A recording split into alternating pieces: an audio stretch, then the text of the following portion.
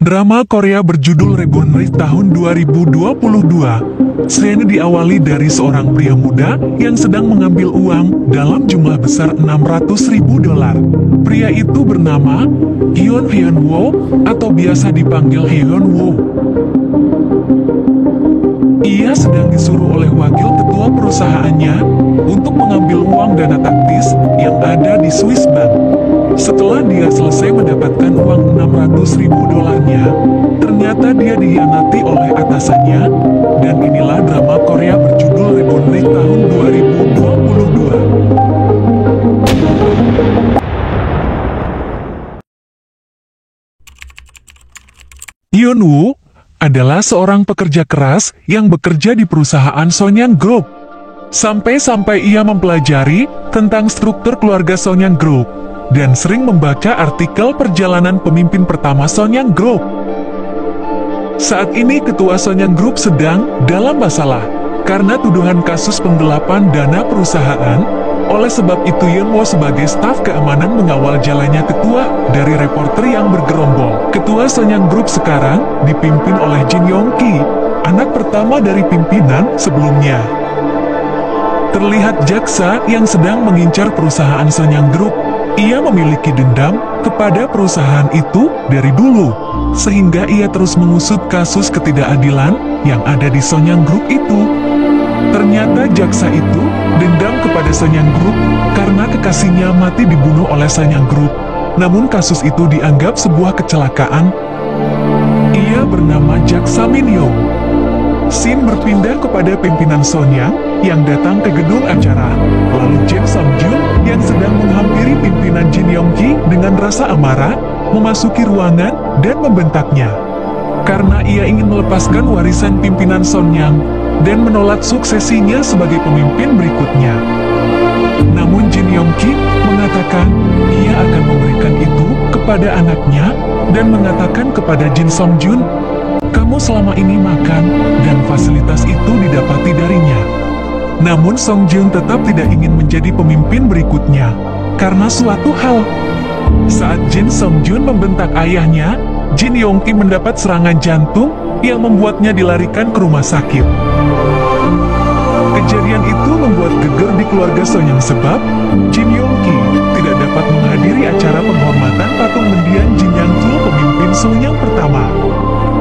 Lalu Hyun-Woo diperintahkan oleh istri Jin So-ju untuk mencari keberadaannya dan membawanya ke acara itu. Jika ia tidak bisa membawanya dalam 30 menit, maka Hyun-Woo akan dipecat dari Sonyang. Hyun-Woo yang memegang prinsip untuk tidak pernah menolak permintaan itu, segera bergegas untuk mencarinya. Setelah Hyun-Woo menemukan Jin Song-jun, ia mendapatkan pukulan serta guyuran dari Jin Song-jun yang sedang mengamuk di rumahnya. Setelah itu, Hyun-Woo meminta seluruh stafnya untuk keluar dan berbicara empat mata dengan Jin Song-jun. Hyun-Woo mengatakan ia tidak akan pernah berbicara kepada siapapun tentang kejadian di ruangan pimpinan Jin Yong-ki di ruangannya. Lalu Jin Song-jun bersedia untuk hadir ke acara suksesi itu. Kehadiran Jin Song-jun pada acara itu membuat saudara-saudaranya terlihat kesal, karena mereka hanya menginginkan Sonyang jatuh kepada dirinya sendiri. Setelah Hyun-Woo melihat keberhasilannya membawa Jin Song-jun ke acara suksesi, ia pergi ke toilet dan beristirahat. Namun ia mendengarkan percakapan stafnya yang ngomongin kalau dia bukan tangan kanan atasan, melainkan cuma sarung tangan atasan, agar tangan dari atasannya tetap bersih, yang artinya kalau ia menjalankan perintah kotor dan harus mempertaruhkan hidupnya untuk menutupi kesalahan dari atasannya. Tak lama kemudian, HP dari Hyun-Woo berbunyi mendapat panggilan dari istri Jin Yong-ki. Lalu Hyun-Woo membuang makanannya dan membuat para stafnya malu karena telah menjelek-jelekan Hyun-Woo. Setelah ia menemui istri Jin Yong-ki, ternyata ia meminta Hyun-Woo untuk membersihkan kloset toilet. Lalu Hyun-Woo membersihkannya dan istri Jin Yong-ki memberikan uang yang awalnya enggan ia terima. Namun istrinya Jin Yong-ki memaksanya untuk menerima uangnya, lalu Hyun-Woo menerimanya. Setelah Hyun-Woo selesai bekerja, Hyun-Woo pulang ke rumah dan makan bersama keluarganya. Hyun-Woo ini tulang punggung keluarganya. karena ia membiayai adiknya bersekolah dan meminta adiknya rajin belajar agar bisa kuliah, tidak sepertinya yang hanya lulusan SMA. Di hari berbeda, Yunwoo mendapatkan telepon dari pengacara Sonyang kalau di kantornya sedang ada jaksa So yang sedang menggeledah kantor kerjanya. Jaksa CEO yang menggeledah itu mengambil data-data file berkas yang ada di kantor itu. Lalu Yunwoo mengatakan banyak rumor tentangmu kepada jaksa So, bahwa julukanmu adalah malaikat mautnya Sonyang, di mana jaksa CEO selalu memakai baju hitam dan selalu ingin menjatuhkan Sonyang. Atau kamu memiliki dendam kepada keluarga Sonyang? Tanya Yunwoo kepada jaksa So. Jaksa CEO yang mendengarkan itu tidak menanggapi dan berlalu pergi. Lalu Shin berpindah ke kantor kejaksaan, di mana jaksa So dan timnya tidak berhasil mendapatkan data ilegal yang sedang ia cari untuk menjatuhkan Sonyang. Dan ternyata Yunwoo sudah menyiapkan akan hal itu. Yunwoo telah menyembunyikan data perencanaan koordinasi dan file yang dicari jaksa Su barusan di tempat rahasia yang tidak tercium orang luar. Saat di gudang itu, Shin Gyeongmin meminta maaf kepada Yunwoo atas kejadian waktu itu saat rekan kerjanya menjelekkan Yunwoo. Namun Yunwoo yang kompeten tidak menanggapinya dan mengajak Gyeongmin untuk menemui pimpinan Jin Dongki. Hasil kerja kerasnya itu tidak mendapatkan apresiasi apa-apa dari semua keluarga Sonyang, kecuali dari Jin Yunki, anak keempat dari Jin Yang Chul. Di saat Yunwoo dan Gyeongmin di lift, mereka berpas-pasan dengan Song Junrae, istrinya Jin Yunki, yang hendak berkunjung ke rumah sakit. Lalu Shin berpindah. Dokter yang berada di ruangan itu berbicara kalau Jin Dongki sudah membaik, namun ia perlu istirahat total dan tidak boleh ada yang bertemu. Lalu Song Junrae yang mendatangi keluarga Sonyang muncul dan mengatakan bahwa ia memiliki sesuatu yang ia bawa, dan Jin Yongki bertanya, "Apa yang kau bawa?" Lalu Song Junrae mengatakan bahwa ia mempunyai 3% saham, dan 3% itu dapat menentukan posisi siapa yang akan menjadi ketua. Lalu Jin Dongki bertanya kembali, "Apa yang kau inginkan?" Dan Junrae meminta kebenaran tentang kematian Jin Dojun anaknya, yang dimana mereka pada tahu tentang dibalik kecelakaan itu, namun seluruh keluarga pada dia membisu.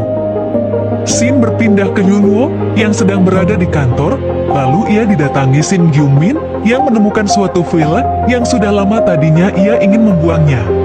Namun karena melihat banyaknya transaksi uang di dalamnya, ia memberitahu dan memberikan file itu ke Yunwoo. File itu bernama Micro Project. Lalu file Micro Project itu diberikan kepada Pak Kim, tangan kanannya dari pimpinan Jin Yongki. Pak Kim sudah melihatnya dan tidak ingin data ini bocor, lalu menghancurkan file tersebut tanpa melaporkannya kepada Jin Song Jun. Pada saat Yunwoo keluar dari ruangan Pak Kim, ia bertemu dengan Jin Song Jun. Ia dipanggil dan bertanya apakah kamu yang mengurus file penting tadi pagi. Lalu Jin Song Jun mengapresiasi kinerjanya dan mengatakan, perusahaan beruntung mempunyai pekerja sepertimu. Lalu Yunwoo kembali keluar untuk pulang. Setelah di luar, Yunwoo mulai berpikir tentang file Micro Project yang dihancurkan Pak Kim dan mengambil keputusannya untuk melaporkan temuan file Micro Project itu kepada Jin Song Jun. Karena file Micro Project itu berisi sebuah catatan aset yang disalurkan ke perusahaan cangkang di luar negeri dalam jumlah besar. Jika sampai kejaksaan mengetahui hal tersebut, maka perusahaan Sonyang bisa dituntut atas penggelapan dana taktis itu.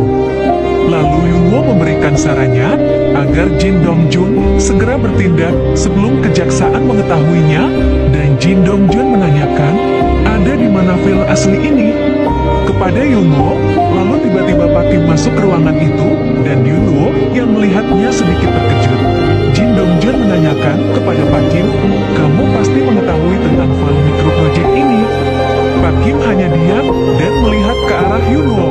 Lalu Jin Dongjun mengatakan kepada Pak Kim, kalau kamu mengetahui file ini, tapi tidak memberitahunya, itu sama saja kalau kamu tidak menganggap aku sebagai bosmu.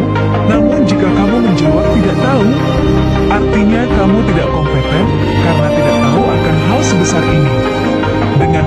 kepada Pak Kim. Setelah Pak Kim terdiam, ia mulai menjawab itu hanya dengan mengatakan, "Maaf." Dongjun langsung mencopot jabatan Pak Kim dari manajer, lalu Dongjun mengangkat Yunwo sebagai pengganti Pak Kim dan memerintahkan Yunwo untuk pergi mengambil aset Sonyang yang disedot ke luar negeri. Singkat cerita, Yunwo telah sampai di Swiss dan mengambil uang yang sejumlah $600.000. Namun Yunwo tidak mengetahui bahwa ia akan dibunuh oleh orang yang tidak mau kalau dana itu kembali ke perusahaan Sonyang. Di sisi lain, Hwan Yong, anak ketiga dari Jin Yang Chul, menyerahkan rekaman yang dibicarakan Yunwo dan Dongjun ke Jaksa Seo dan menanyakan, "Apakah kamu bisa menuntutnya dengan ini?" Lalu scene berpindah kepada Yunwo yang sedang di dalam taksi. Ia dibawa ke tempat sepi, lalu ia kabur dan dikejar oleh orang suruhan yang mengkhianatinya. Namun di episode ini, kita tidak dikasih tahu orang di balik ini. Singkat cerita, Yunwo berhasil dibius dan dibawa ke tebing tinggi. Saat Yunwo berada di jurang, ia kaget ketika orang yang mengkhianatinya adalah Gyungmin. Namun Gyungmin tidak mengatakan siapa yang menyuruhnya. Lalu Gyungmin mengambil tas yang Yunwo bawa. Setelah Gyungmin pergi, Yunwo ditembak dan dilempar dari tebing, lalu jatuh ke laut. Akan tetapi keajaiban terjadi ketika Yunwo kembali sadar dan berada di tubuh asing yang dimana ia telah yakin kalau ia telah mati dibunuh pada kejadian itu. Ia kembali hidup sebagai anak keluarga Sonyang, yaitu anak Jin Yoon-ki, anak keempat dari Jin Yang Chul. Ia mulai menyadari kalau sekarang ia kembali hidup menjadi Jin Do-jun dan melihat keluarga Sonyang yang masih muda, dan tak lama kemudian muncul ketua pendiri pertama Sonyang, yaitu Jin Yang Chul. Sosoknya sangat berkarisma, sehingga Yunwo terpesona saat melihatnya. Sampai-sampai ia tidak sadar kalau ia menghalangi jalannya Jin Yang Chul. Dan episode 1 drama Korea Reborn Rise ini bersambung. Mohon maaf bila ada salah-salah kata. Gimana kelanjutannya? Jangan lupa tinggalin komen tentang film ini. Menurut saya sendiri drama ini sangat seru untuk ditonton. Siapa yang mau hidup kembali untuk memperbaiki kehidupan yang buruk? Hehe. Oke, cerita drama ini saya akhiri. Jangan lupa like jika kalian suka video ini, dan jangan lupa subscribe untuk melihat kelanjutan ceritanya. Saya Akbar Alur Movi pamit undur diri. Sampai jumpa di next video ya.